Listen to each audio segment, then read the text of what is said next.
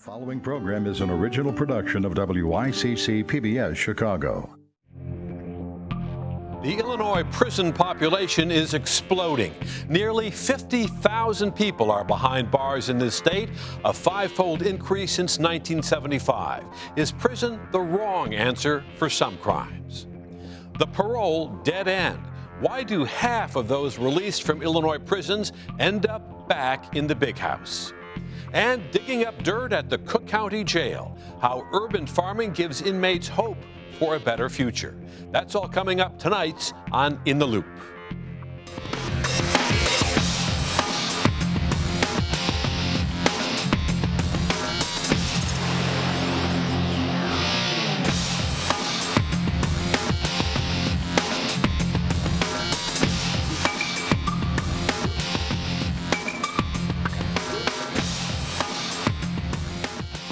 Good evening. I'm Chris Bury. Robin Robinson will join us later in the program. Tonight, a closer look at the Illinois prison system. Taxpayers are now spending more than $1 billion a year on prisons here, among the most crowded in the country. A major reform effort is underway to reduce the state's prison population by the year 2025. But achieving that goal won't be easy, experts say, unless former inmates get more help re-entering society. As of today, people with criminal records are second-class citizens across the board. That's got to change. That in of itself will reduce recidivism dramatically. Jerry Butler works with the Safer Foundation, a nonprofit helping former inmates find jobs and keep them.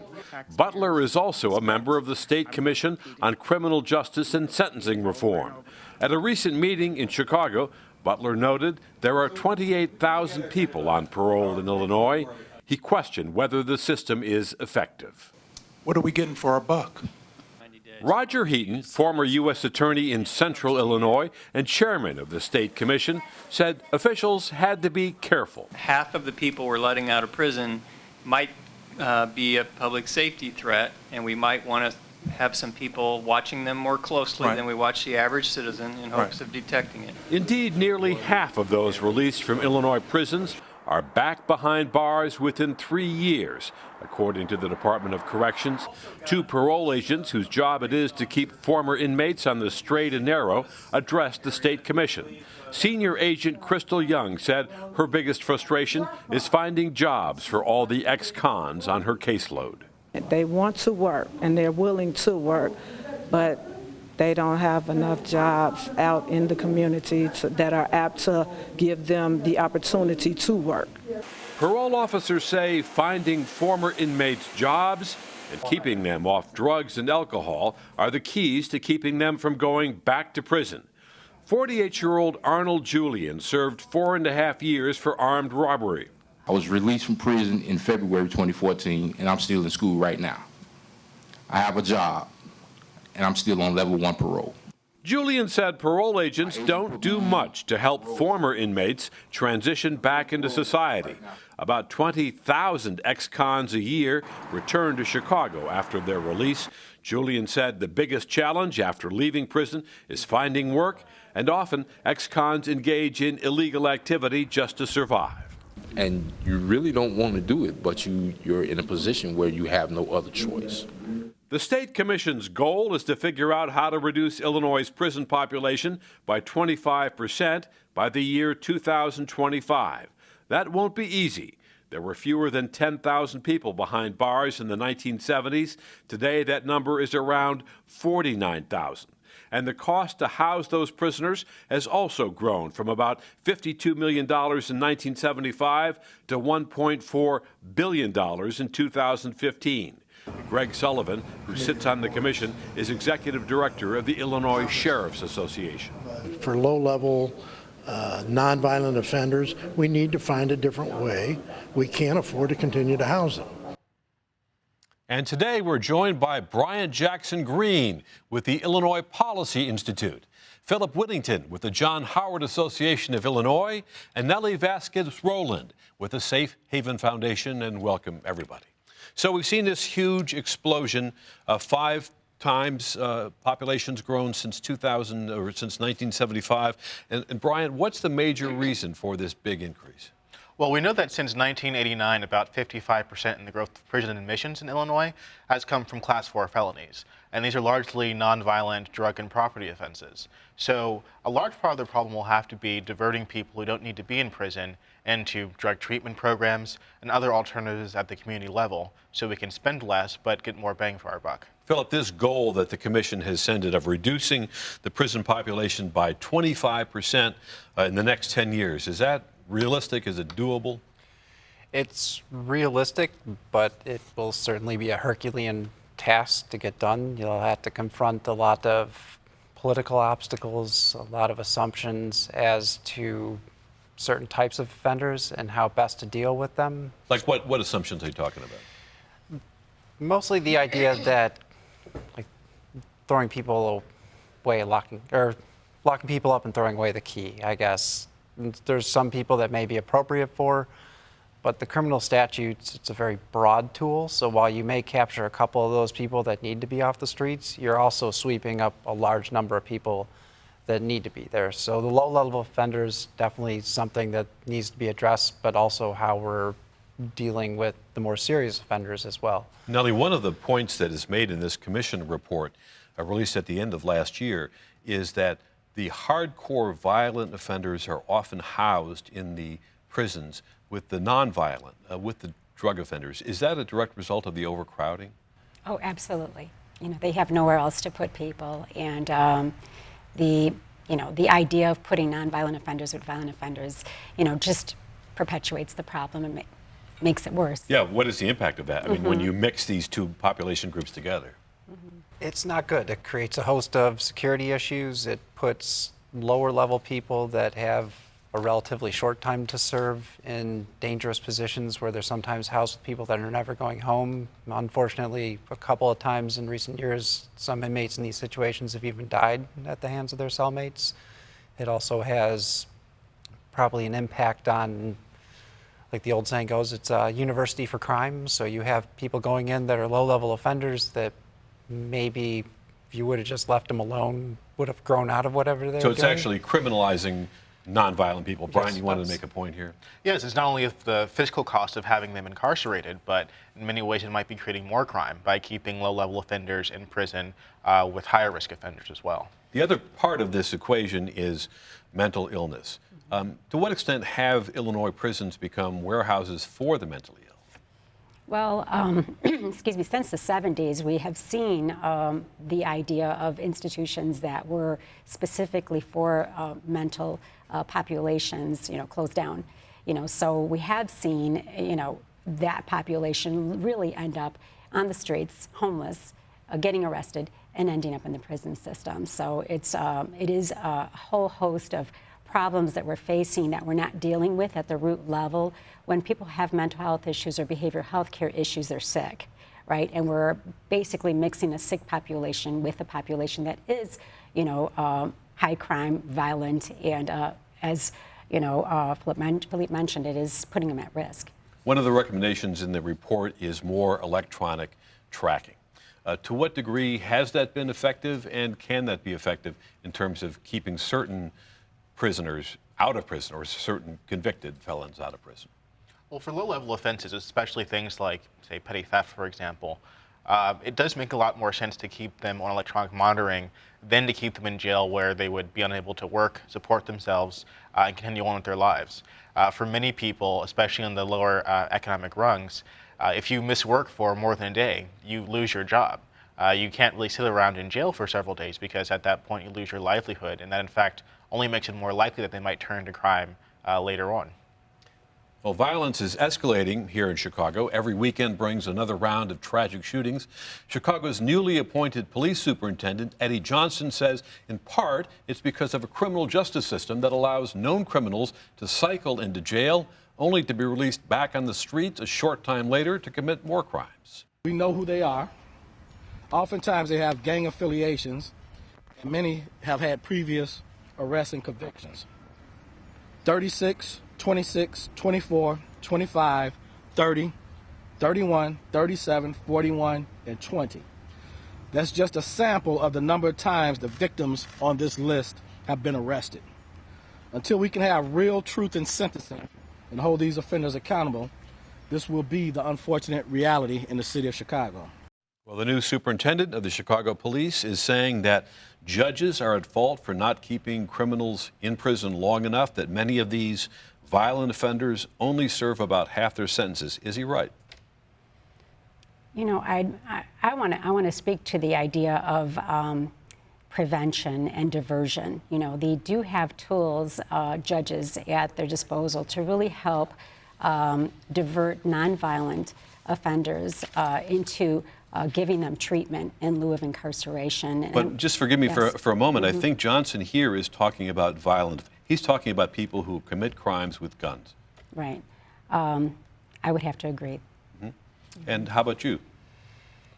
He is correct. It is a small number of people that's driving a high number of the offenses. The problem with the mandatory minimums is, like I mentioned earlier, it's such a broad tool. You may or may not capture some of these people and incapacitate them for longer periods of time, but you'll also be doing a lot of collateral damage to communities. And when you put somebody away for 20 years in a box down state and then just release them back into the streets with no services, no help, no rehabilitation, what's going to happen? It's just going to perpetuate the cycle of violence. But Brian, I think ordinary Chicagoans may look at this and say, wait a minute, we're having the most violent years since the 1990s. The murder rate is out of control. Is there any political appetite for shortening sentences? Well, I think there's definitely a role for prisons and incarceration, used judiciously when needed. But the fact is that 97% of all offenders do get out eventually. Sentences do end.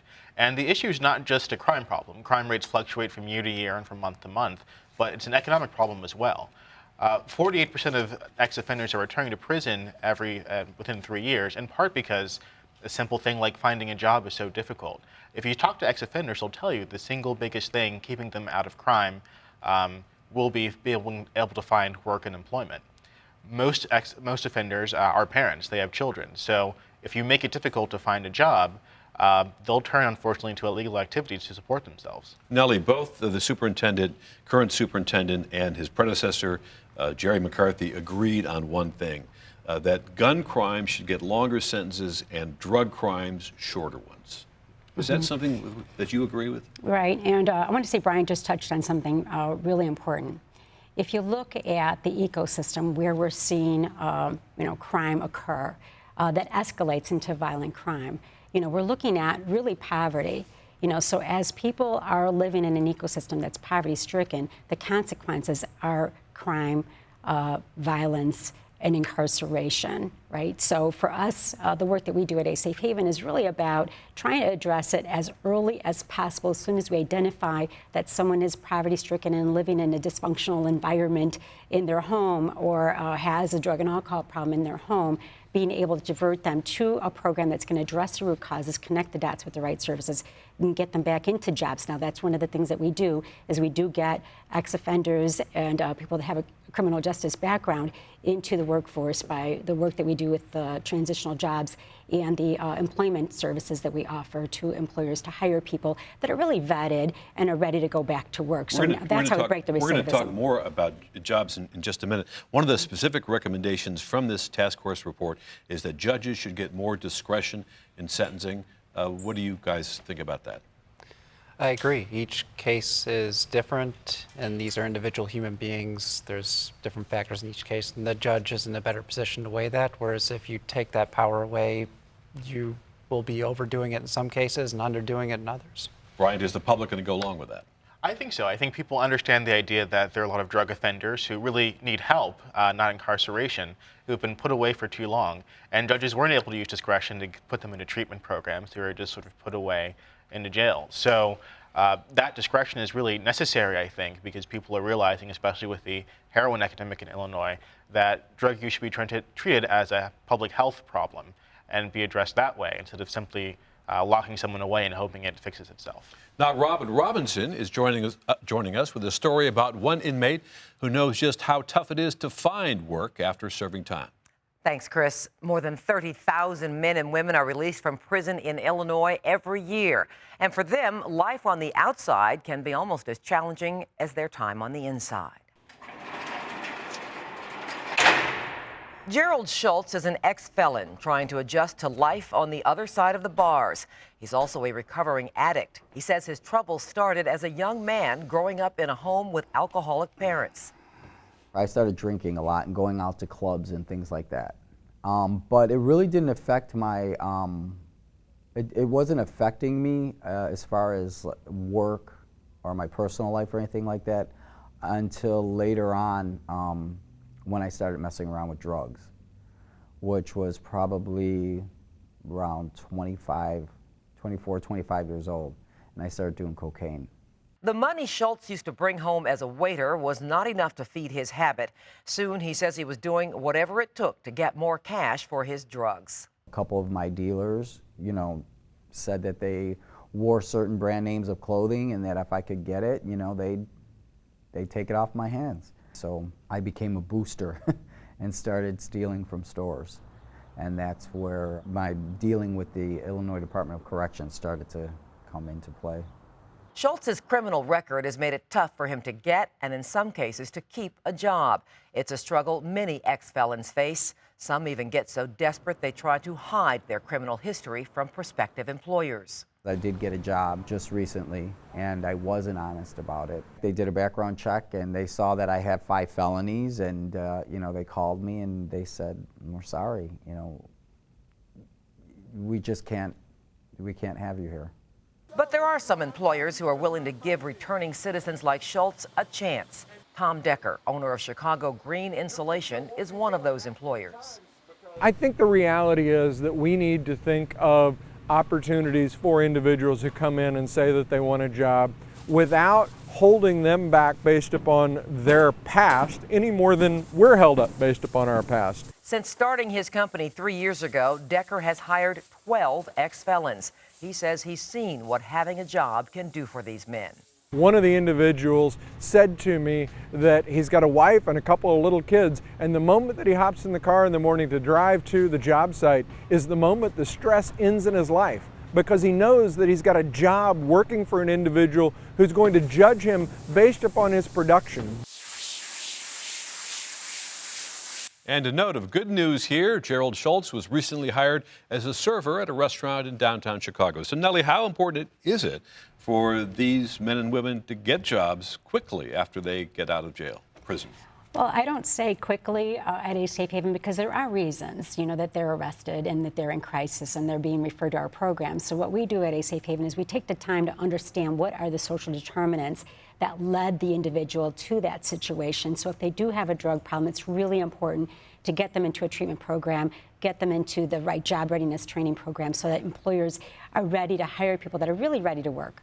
Philip, how difficult is it for them to get jobs? It's very difficult. Many people are released from the Department of Corrections with gate money, which may be $5 and a bus ticket back to wherever you were sent from, and that's about it, not even a toothbrush. So little things that people take for granted that you need to get a job in other services like a state ID, transportation, the clothes to wear, it's a tremendous challenge for people. Bryant, the structure and responsibility that comes with a job, do they fit into a rehabilitation for someone coming out of prison? It's absolutely necessary. Most return to crime will actually happen in the first year after release from prison. So the sooner you find a job, the easier it will be to stay out of crime going forward. And also considering the fact that, there are many neighborhoods in Chicago where most adult age working males have criminal records. We can't leave these people locked out of legal labor markets. How do you convince employers to hire these men and women? Nellie, you deal with that. We do it all the time. We actually had over 1,000 people placed in jobs last year, many of them ex-offenders. And the good news is when they come to a safe haven, we provide housing for them when they do re-enter society. So it's transitional housing right away, getting the right services to them, getting them the right training. Again, really important to do that on the front end because it's really important for employers to know that the people that we're referring to them are ready to work. So for us, thankfully, we are a resource for a lot of employers that are really looking to give people a second chance without taking that extra risk, if they don't have to. It's really important to make sure that it's a good match as well. For employers, I've got to imagine there is a certain amount of trepidation and fear in hiring people who have been in prison. How do you overcome that? One problem that a lot of employers will bring up is negligent hiring liability. So a concern that if they hire someone who then goes on to commit a crime on the job, they'll be sued later on. And we know that about 52% of employers conduct background checks specifically because of this concern. So one thing lawmakers could do would be to change the tort system essentially to prevent these sort of lawsuits from being filed. And it doesn't happen that often, but that would go a long way to reassuring employers that they're not putting themselves at risk by giving someone a second chance. To turn that question around, what might make a former prisoner a good employee, Philip? Being a good employee. I know that's a simple answer, but showing up to work on time and being willing to do whatever it takes to advance and get the job done. Could they even have more motivation than someone else? You should. As a person coming out of prison with a felony background, you're always going to be judged differently than others, even though that's not fair. I mean, we all make mistakes. Some people get caught for them, and some people make worse mistakes than others, of course. But you have to go forward knowing that and do the best you can at the job and leave no room for error. Here in Illinois, nearly half of those released from prison end up back behind bars within 3 years. Former inmate Arnold Julian says he left prison with little more than the clothes on his back. I had a 9-year sentence that I did 4.5 years on. You give me a $30 check and tell me, make it. Figuring out where your next dollar gonna come from to buy your next meal. That's like the biggest barrier that people are faced with. And Nellie, what kind of a barrier is that for people just out of prison? I mean, as he said, he got the clothes on his back and $30. It's a huge barrier. You know, how can you expect someone to get a job when they have nowhere to sleep and they've got no resources whatsoever in terms of a support system? So again, the work that we do at A Safe Haven really helps transition people with a soft landing back into society by providing the right wraparound services that are unique to that individual. And with our staffing business that we have, employers can actually hire ex-offenders on a temporary basis and then make the decision if they want to take them on permanently. But getting that, you know, something on their resume, getting them that work ethic, crucial to helping them really transition back into society in a real sustainable way. We actually had a contract with the Department of Labor for about 3 years that was very specific to ex-offenders. We had to work with ex-offenders coming out of the system within the last 6 months and get them into our, you know, job training programs and doing all the other services.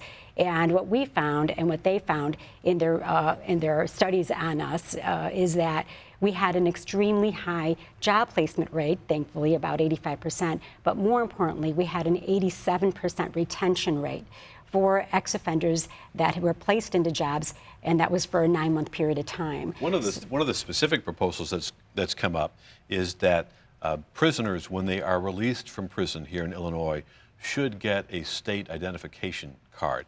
Why, Bryant, why is that important? Well, it's a very simple change, but you need a state identification, for example, just under federal law to be legally employed. You need identification to find housing, to get utility service, really for the basic things that everyone else relies on to have a normal life. You need some sort of way to prove your identity. So many ex-offenders come out and don't have any way to prove they are who they say they are, essentially, even though they've been sitting in IDOC. Government knows who they are. So there really is this large gap that keeps them out of jobs once they reenter. And the longer they keep them out of work, the more likely it is that they'll recidivate. The other specific proposal from these recommendations in this commission is that we should consider sealing records for a certain time or make it easier for prisoners to seal their records. Is that fair to the rest of society, Philip? If the person earns it, yes. We all make mistakes, and if somebody proves themselves over time with the track record of ethical conduct within the community, by all means, they should be. And a lot of these decisions should be left, I think, to employers. And we're talking about the judicial system actually being able to seal the past incarceration records of people. Doesn't the public have a right to know if somebody was in prison or not? To an extent, but at what point does it become, is it really relevant? Well, Nellie, how do you balance that, the interests of the prisoner against the larger interests of society who may very well want to know if somebody's been in prison or not? Well, it is a balancing act, and it is ultimately, I think, important to reveal, information that may be detrimental to a business. So if someone is caught, check fraud and you're putting them in accounting jobs, then perhaps that's something that's important for them to know. But we were having a conversation earlier about so many of the good intentions of so many of these laws with licensure, for example, and preventing people to get licensed to work in certain fields have nothing to do with the careers. So I think it is, case by case. If something happened 20 years ago, you were 18 years old, everyone makes mistakes. You should be able to seal that. Yeah. We only have a few seconds left. If you could, each of you in 10 seconds, give us what you think is the most important reform that needs to be made very quickly. Most people expect that when you go to prison that's your punishment, that's the sentence you serve. So I think that sealing reform is important because you should be able to, for nonviolent offenses, say that I've done my time, I've paid my debt back to society, and I should be able to move on with my life, find work, and support myself and my family. Philip, you get the last word here. The most important reform in 10 seconds or less.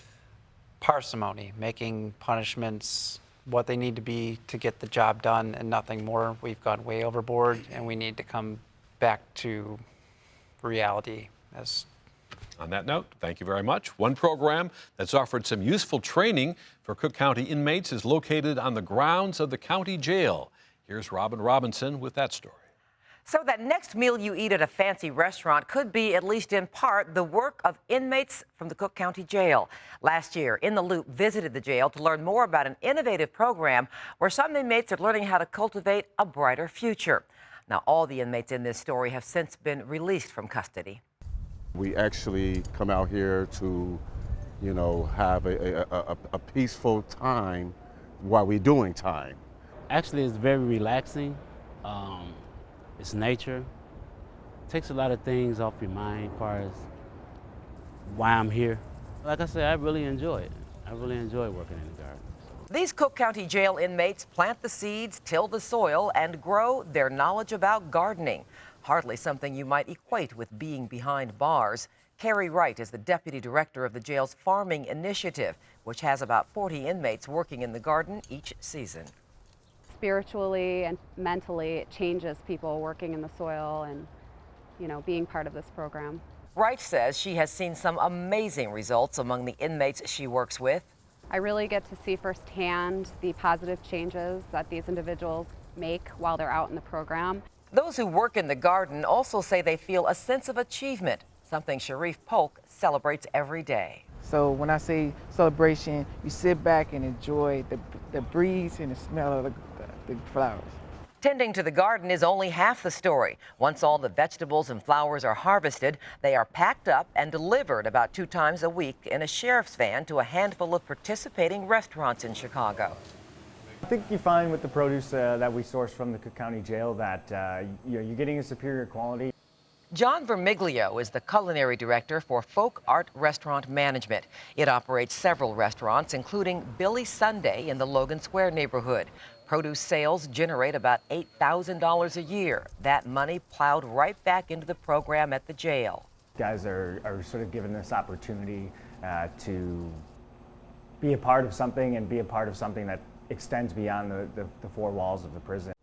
About a dozen former inmates who took part in the Jail Farm initiative have been hired by this restaurant chain, which Vermiglio says is not just charity. And this is giving somebody an opportunity for a second chance, a third chance, a fourth chance. Gardening does give you a peace of mind. It literally does, I mean, there's something special about it. Beautiful flowers like this. If you can come out here and do this and grow with this, how much you can grow as a person and a human being in a community. Food for thought. Well, that wraps up this week's episode of In the Loop. I would like to thank our guests, Brian Jackson Green, Philip Whittington, and Nellie Vasquez Rowland. For Robin Robinson, I'm Chris Bury. Have a good night.